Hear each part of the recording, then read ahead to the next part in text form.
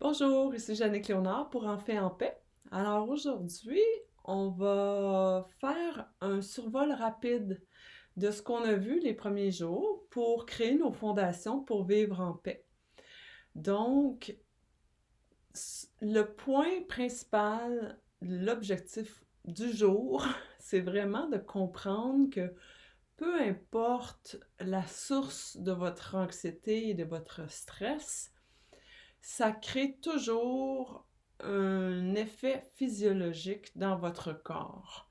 Donc, peu importe la source, que ce soit l'argent, que ce soit les relations, que ce soit quelque chose de personnel, euh, peu importe la source de votre stress ou de votre anxiété ou ce qui cause votre insomnie, ça a un effet physiologique dans votre corps. Donc, quand on comprend ça, puis que on commence à observer nos mécanismes de réaction, donc ce qui se fait automatiquement dès qu'on pense à quelque chose qui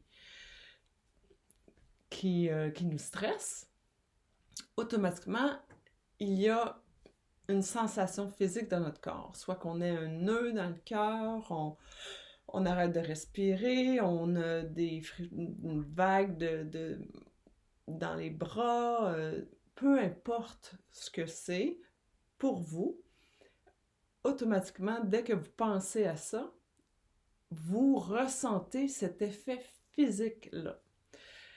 Donc, où je veux en venir, c'est que imaginez si vous pouviez ou si vous réalisez à quel point vous pouvez contrôler ce que vous pensez. Donc, c'est ça qu'on fait depuis le début. Hein? On amène une émotion élevée, on change un peu le disque et on dit non, ok, c'est pas ça que je choisis la paix, je choisis l'émotion élevée. Dès qu'il se passe ça, on change qu'est-ce qui se passe dans notre corps au niveau physiologique instantanément. Donc, autant cette source de stress-là a une emprise sur vous parce que dès que vous commencez à y penser, même si c'est pas réel, là, souvent, on va penser à ce qui pourrait arriver. Donc, on va penser au futur et où ça va nous amener et c'est pas encore arrivé. Souvent, c'est ça, où ça arrive en ce moment, mais on se fait des scénarios catastrophiques dans notre tête et ça, ben, ça crée une vague de, de, de sensations physiques qui sont vraiment pas agréables, donc une vague de stress et d'anxiété. Alors, imaginez si vous étiez capable de, dès que vous commencez à penser à ce qui vous cause du stress et dire non, tu choisis, tu dis non, j'arrête cela et tout de suite tu te ramènes à ta respiration et au niveau de ton cœur avec une émotion élevée. Et euh, c'est pas une technique qui est wou-wou, là. C'est une technique qui a été étudiée, éprouvée. Les premiers répondants, la ville de Miami l'utilise, dans les grandes villes comme Los Angeles, les pompiers, les ambulanciers. C'est vraiment une technique qu'on appelle inner ease, donc la méditation de l'aisance intérieure. C'est vraiment éprouvé. Donc, ces gens-là, qui vont faire, dans le fond, comme par exemple un premier répondant qui a un appel, par exemple un crime qui est en train d'arriver, tout de suite il y a une réaction de stress. Cette personne-là va commencer tout de suite à respirer en allant vers jusqu'à l'endroit où le crime arrive, par exemple. Et deal avec la situation et tout de suite après, ils vont refaire l'exercice avec l'émotion élevée. Donc, ça ramène automatiquement, ils l'ont mesuré, ça ramène automatiquement le corps en cohérence. Puis ce que ça fait un corps en cohérence, c'est un corps qui fonctionne beaucoup mieux, qui est plus en santé et qui est capable de mieux gérer les situations stressantes. Donc, ça crée de la résilience. Donc, notre capacité à faire face aux imprévus, aux événements plus difficiles de la vie. On a de la résilience, on est capable de rebondir rapidement de cet événement-là.